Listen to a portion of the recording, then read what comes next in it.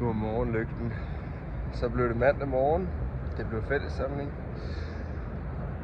Jeg er jo ikke på det her tidspunkt til fællessamlingen. Det er en af I ser den, men lige nu så er klokken 7:30. Og jeg står midt inde i København ved kanalerne her.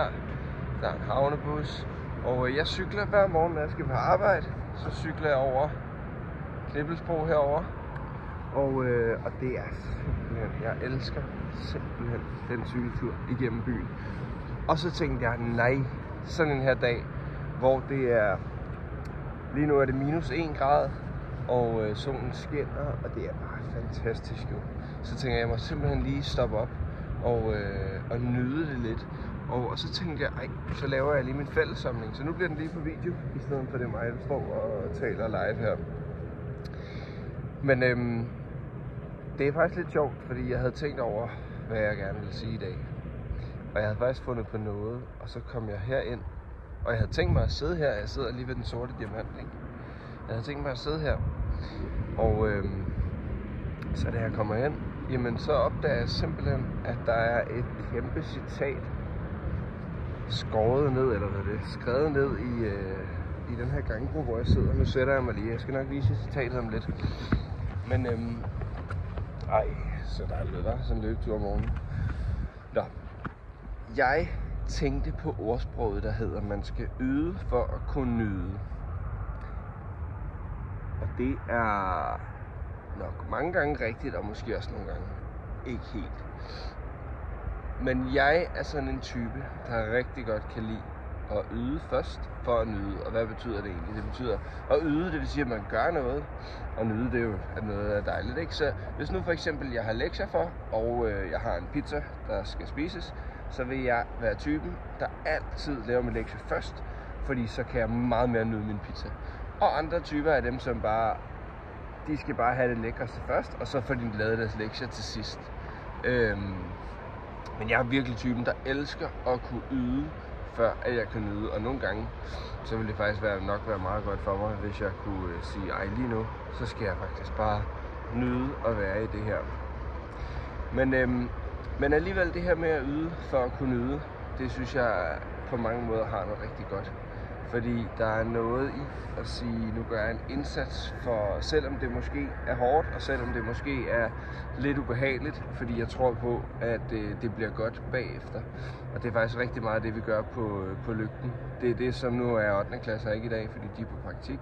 Men det er det, de lige har gjort, når de har skulle rejse sig op igen og igen og igen på pisten, efter at have slået numsen for 100. gang, så yder man, fordi når man først kommer hjem, så at kunne nyde den oplevelse, det har været at være på skitur, og jo endnu mere Kambodja, hvor det til tider er rigtig varmt og rigtig hårdt, og man skal ting, som man ikke har gjort før, og det kan være grænseoverskridende, så er man faktisk også ude og yde.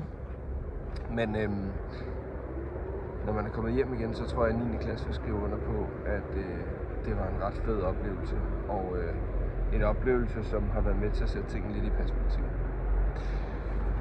Nå, men nu vil jeg vise jer det her citat, jeg kom ind til.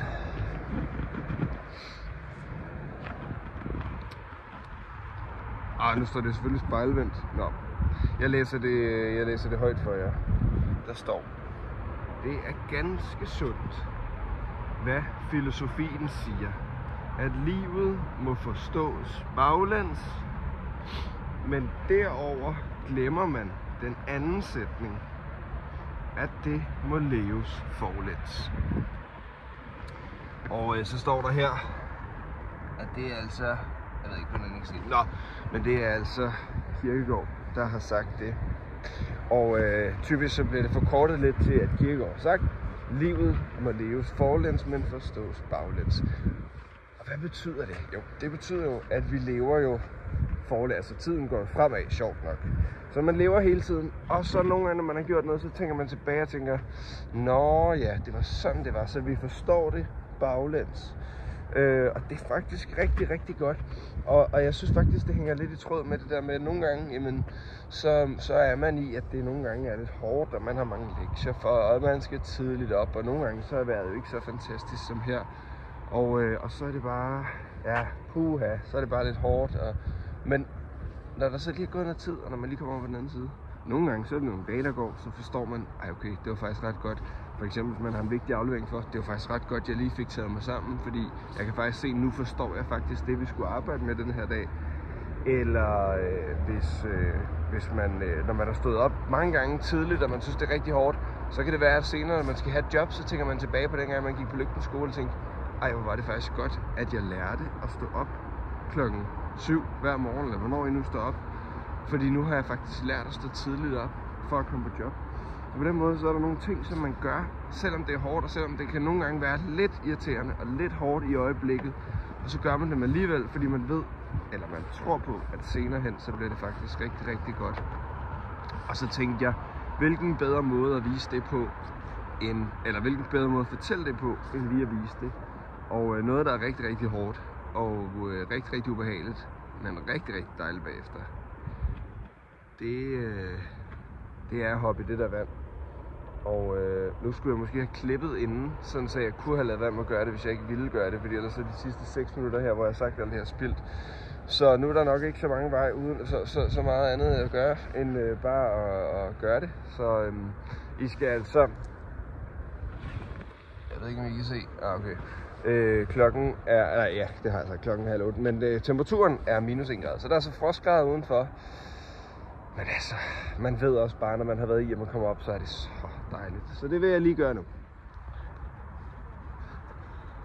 Så er det ellers på med badetøjet.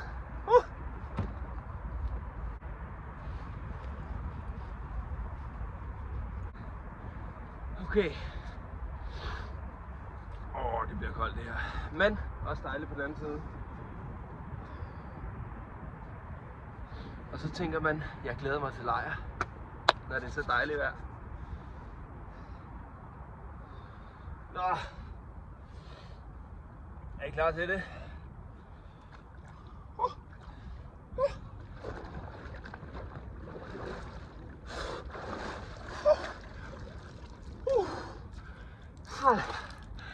-1 grad, København.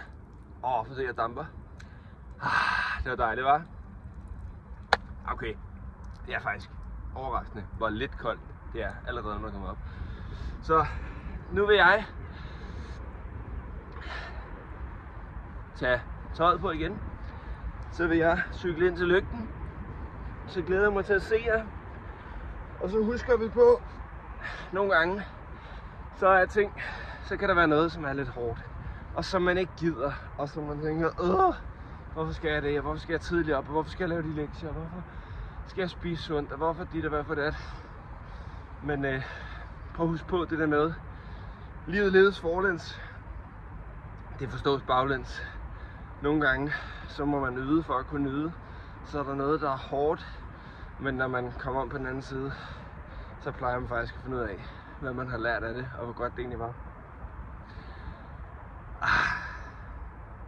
København er dejlig. Livet er godt. Solen skinner. Og vi er glade, ikke også? God dag til jer.